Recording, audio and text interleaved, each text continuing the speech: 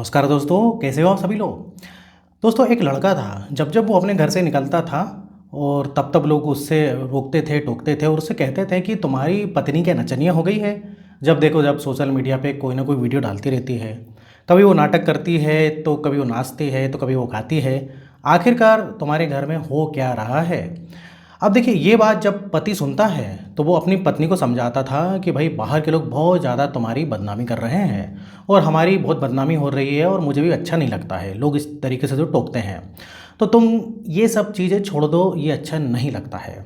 अब वैसे भी तुम पढ़ी लिखी हो और तुमने आईटीआई वगैरह किया हुआ है और कढ़ाई बुनाई सिलाई ये सब तुम जानती भी हो। तो अच्छे से इसी काम को करो, इसी धंधे को करो, तो तुम्हारा ये काम भी अच्छा चलेगा और इससे इनकम भी होगी। अब पत्नी ने जैसी अपने पति की बात सुनी तो उसने इसको इग्नोर कर दिया। लेकिन पति फिर घर से बाहर निकलता है तो फिर कई लोग टोकते हैं। अब फिर जो है वो पति अपनी पत्नी को रोकने की कोशिश करता है। बात आगे बढ़ जाती है और उसके बाद जो है पति अपनी पत्नी से साफ साफ कह देता है कि आज के बाद ना तो तुम कोई वीडियो बनाओगे ना ही कोई रील बनाओगे। बस ये रोकथाम की बाउंडेशन थी, दीवार जो खिंच जाती है, लकीर खिंच जाती है। उसके बाद फिर उसका पति अपनी पत्नी को रोक देता है। अब लेकिन इधर पत्नी जो है रुक तो जाती है लेकिन एक नया रास्ता खोज लेती है। अब यही जो है उसकी पत्नी की एक व्यक्ति से दोस्ती हो जाती है या फिर बोले तो मुलाकात हो जाती है। अब वो जो व्यक्ति होता है वो भी शादीशुदा होता है, उसके बच्चे होते हैं और ये जो पत्नी होती है इसके भी बच्चे होते हैं। अब उधर वो अपनी पत्नी से परेशान था और इधर ये अपने पति से परेशान थे। दोनों की दोस्ती हो जाती है और दोस्ती के बाद प्यार मोहब्बत, प्यार मोहब्बत के बाद अवैध संबंध। और यहाँ से एक वारदात लिखी जाती है। अब इधर जो है कत्ल एक भयानक रूप में होता है और ऐसा वो नाटक करते हैं जैसे कि उसने कुछ किया ही नहीं है। लेकिन जब घटनाक्रम का खुलासा होता है तो लोग बड़ा बड़ा कह रहे थे, लोग सोचने पर मजबूर हो जा रहे थे कि आखिरकार इन महिलाओं को हो क्या गया है। तो दोस्तों, क्या है इस कहानी के पीछे की सच्चाई। तो दोस्तों, ये कहानी शुरू होती है हरियाणा से। हरियाणा प्रदेश का एक ज़िला होता है भिवानी के। 29 मार्च 2025 को सोशल मीडिया पर एक फ़ोटो बहुत तेज़ी के साथ वायरल हो रही थी। आसपास के जितने भी थाने और चौकी थी, पुलिस वाले थे या फिर कोई जो मीडिया इन्फ्लुएंसर जो था, ज़्यादातर जगहों पर एक फ़ोटो वायरल हो रहा था। उसमें एक आदमी का हाथ दिखाया जा रहा था, हाथ पर लिखा था प्रिवेण और कहा जा रहा था कि ये लाश पूरी तरीके से सड़ चुकी है, गल चुकी है। इस लाश की पहचान करना बहुत मुश्किल हो रहा है। लेकिन हाथ पर प्रवीण लिखा हुआ है। अगर किसी ने इस व्यक्ति को देखा हो, इस व्यक्ति के बारे में कोई भी जानता हो तो वो सूचना दे सकता है। अब देखिए, इधर होता क्या है कि पुलिस की तरफ से ये मैसेज जो है फैलाया गया था, लोगों तक पहुंचाया गया था। अब क्योंकि 3-4 दिन पुरानी ये लाश बताई जा रही थी जो कि सड़ चुके थे, अब इसको पहचानना बहुत ही मुश्किल था। आखिरकार अगला दिन आता है और अगला दिन भिवानी के पुराना बस स्टैंड के रहने वाले एक संदीप नाम का व्यक्ति होता है। उसके पिता सुभाष होते हैं। दोनों ही आते हैं और जाकर पुलिस वालों से कहते हैं कि साहब, ये एक फ़ोटो है जो लगातार वायरल हो रहा है। हम उस फ़ोटो को देखने के बाद आए हैं और हमारा बेटा है जो गायब है और ये मिल नहीं रहा है। अब ऐसी कौन सी जगह है जहाँ हमने उसे ढूंढा नहीं, जहाँ हमने उसे तलाशा नहीं है। अब देखिए, आखिरकार पिता सुभाष ने ये जब बात कही तो पुलिस वालों ने उस व्यक्ति को दिखाया है कि ये इस तरीके का व्यक्ति है, इस तरीके की लाश मिली है, क्या आप देखकर बता सकते हैं वो कौन है।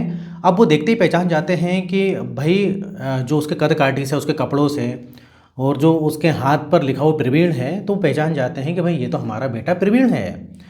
अब इधर जो है उम्र लगभग उसकी 35 साल के आसपास होती है। ये शादीशुदा है और इसका एक बेटा है और बेटा लगभग जो है 6 साल का होता है। पत्नी जिसका नाम होता है रवीना। अब ये खबर घर तक पहुंच जाती है। घर वाले लोग सब पुलिस थाने पहुंच जाते हैं, वहां पहुंचते हैं जहां पर लाश रखी हुई थी। परिवार वालों को रो रो कर बुरा हाल हो जाता है, खासकर पत्नी और जो बच्चा था 6 साल का, वो इतना रो रहे थे कि बहुत ज़्यादा परेशान हो जाते हैं। अब पुलिस वाले कहते हैं कि हम इस मामले की जांच पड़ताल कर रहे हैं। अब शुरुआत में दोस्तों पुलिस को लगता है कोई हादसा है, क्योंकि क्या होता है कि ये नाले में मिला था, इसकी लाश नाले में। तो पुलिस को ऐसा लगता है कि भाई ऐसा ना हो कि गलती से नाले में गिर गया हो या फिर कोई जो है दारू वगैरह पी के नशे में गिर गया हो, तो हो सकता है कोई हादसा भी हो और पानी नाले में गिरने के कारण जो है इसकी क्या बॉडी भी सड़ गई थी और इसका शरीर भी फूल गया था। तो शुरुआत में ऐसा लग रहा था। लेकिन भाई पोस्टमार्टम रिपोर्ट आने के बाद पता लगता है कि गला दबाकर हत्या कर दी है। अब लेकिन हत्या क्यों की और किसने की है, इसके बारे में जानकारी जुटाने की पुलिस ने उस लेवल पर कोशिश नहीं की, मतलब जिस लेवल पर पुलिस कोशिश करती है या फिर करनी चाहिए थी। हालांकि जो है परिवार के लोगों ने अपनी तरफ से कोशिश करना शुरू कर दिया और परिवार के लोगों ने आसपास के इलाकों के जितने भी सीसीटीवी कैमरे थे लगातार कई दिनों तक सीसीटीवी कैमरे खंगालना शुरू कर दिए हैं। अब जो है सीसीटीवी की जो फुटेज होती है, खंगालते खंगालते परिवार के लोग एक ऐसी जगह पर पहुंचते हैं या फिर एक ऐसे वीडियो पर पहुंचते हैं जो कि एक चौंकाने वाला था। मतलब 25 या 26 मार्च की रात होती है। अब बाइक पर एक महिला बैठी है और एक पुरुष है, एक बाइक चला रहा है और एक कपड़े में लिपटा हुआ कोई व्यक्ति है या सामान है, ये पता नहीं चल पा रहा था। जब उस फोटो को बार बार जो फुटेज को देखा गया तो पता चलता है कि ये तो रवीना बैठी हुई है। मतलब रवीना को पहचान लिया जाता है, लेकिन रवीना के आगे कौन बैठा है और बाइक को चला कौन रहा है, बस ये पुलिस के लिए या फिर परिवार के लिए एक सवाल था। अब परिवार के लोग पुलिस के पास पहुंच जाते हैं और पहुंचने के बाद पुलिस को बताते हैं कि भाई ये देखिए वीडियो, इधर जो है 12:55 के आसपास की बात है। बाइक पर ये 3 लोग हैं जिसमें कि पीछे वाली हो ना हो ये रवीना ही है।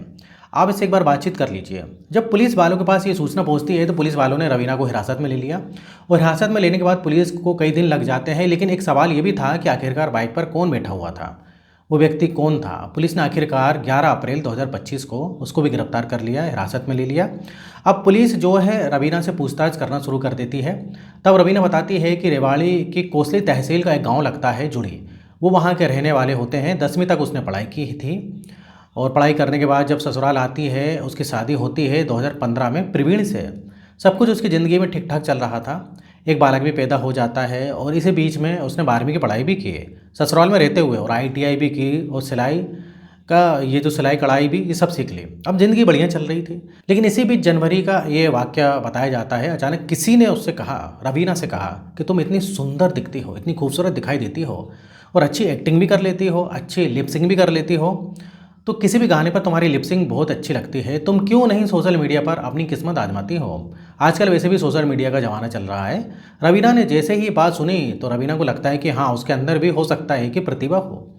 इसलिए उसने रील्स बनाना शुरू कर दिया, सोशल मीडिया के अलग अलग प्लेटफॉर्म पर डालना शुरू कर दिया। खासकर वो रील बनाती थी इंस्टाग्राम के लिए। इंस्टाग्राम पर जैसे उसने रील बनाया, रील भी लोग पसंद करने लगे, धीरे धीरे करके उसके फॉलोअर भी बढ़ने लगे।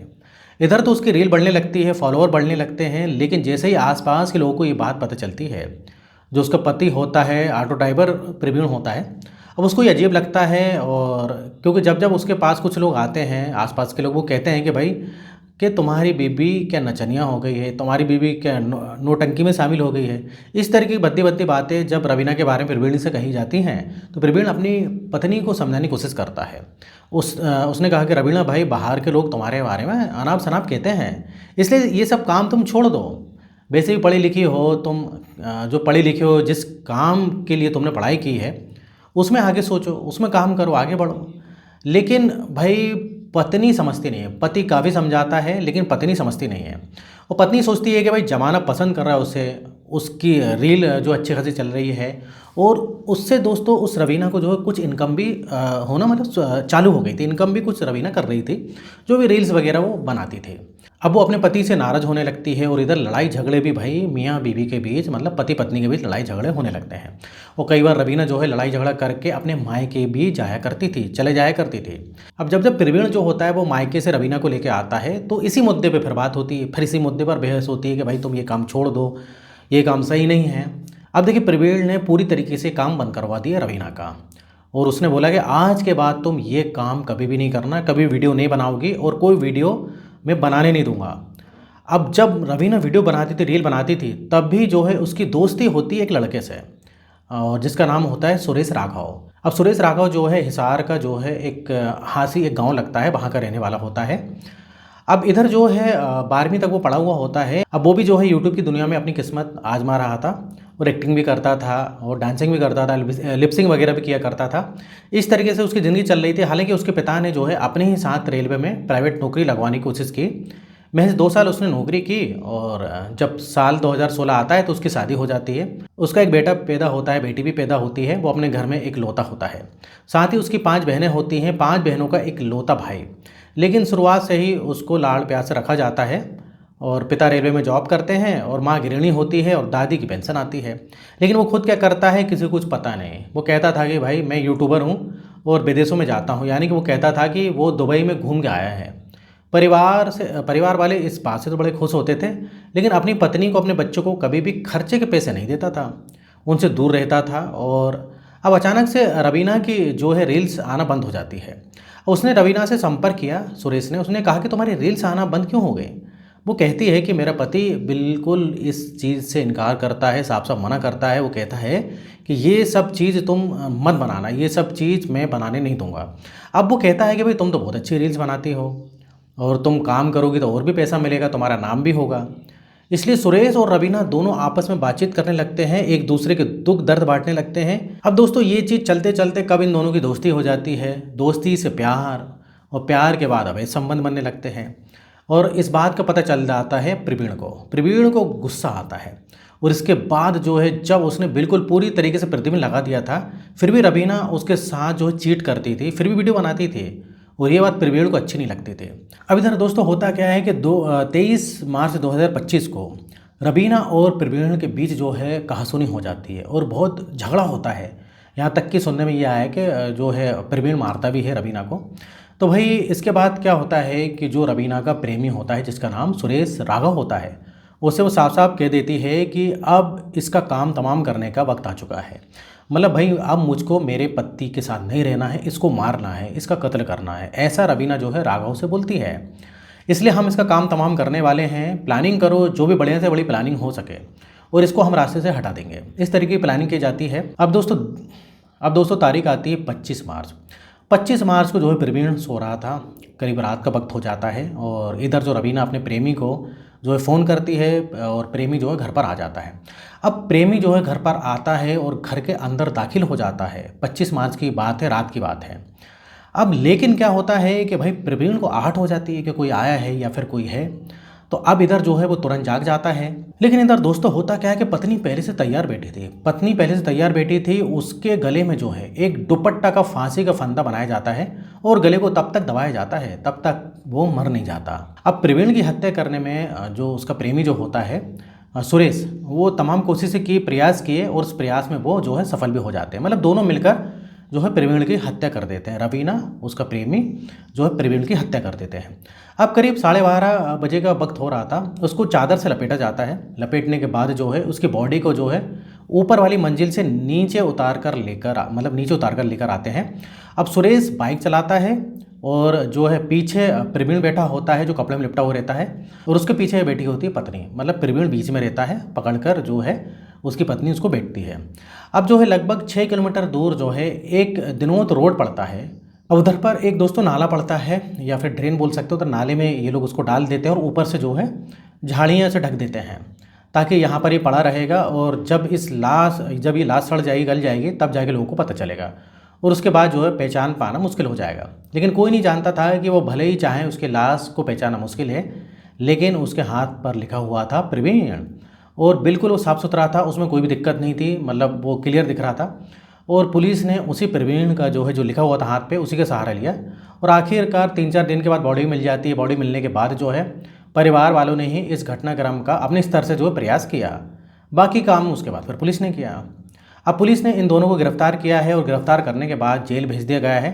फिलहाल ये जेल में है और इस घटना को भी मेरठ वाली उस घटना से जोड़कर देखा जा रहा था जिस घटना में जो है मुस्कान नाम की एक लड़की ने अपने जो है पति सौरभ राजपूत की हत्या कर दी थी और साहिल प्रेमी के साथ मिलकर। अब इस घटनाक्रम के बाद जो ये लड़की होती है रवीना का इकलौता बेटा बचा है, पति मर चुका है। अब उसके बेटे की परवरिश कैसे होगी। साथ ही जो सुरेश राघव है उसके 2 बच्चे हैं और पत्नी अब आगे की ज़िंदगी कैसे काटेगी, वो कैसे नहीं कटेगी, इस पर ये सवाल है। लेकिन भाई जब उसकी पत्नी से मीडिया कर्मियों ने बातचीत करने की कोशिश करी तो उसने रो कर अपनी कहानी बयां की कि वो पहले से ही विधवा जैसी ज़िंदगी जी रही थी। अब पता नहीं आगे और क्या होगा। अब उसका पति उससे बात ही वैसे भी नहीं करता था। अब ऐसे में तो वो जेल चला गया है, अब तो वो जेल में रहेगा। अब क्या होगा, कब तक जेल में रहेगा, कुछ कहा नहीं जा सकता।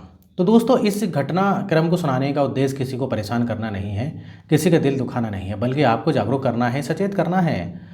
तो दोस्तों इधर होता है वीडियो खत्म। तो ये थी आज की सच्ची घटना और इस टाइप से बहुत सारे मैं वीडियो बनाते रहता हूँ सच्ची घटना को लेकर।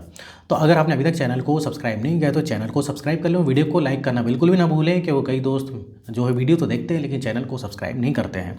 तो फिर मिलेंगे नेक्स्ट वीडियो में। जब तक आप अपना ध्यान रखिए और इधर तक वीडियो देखने के लिए आपका बहुत बहुत धन्यवाद।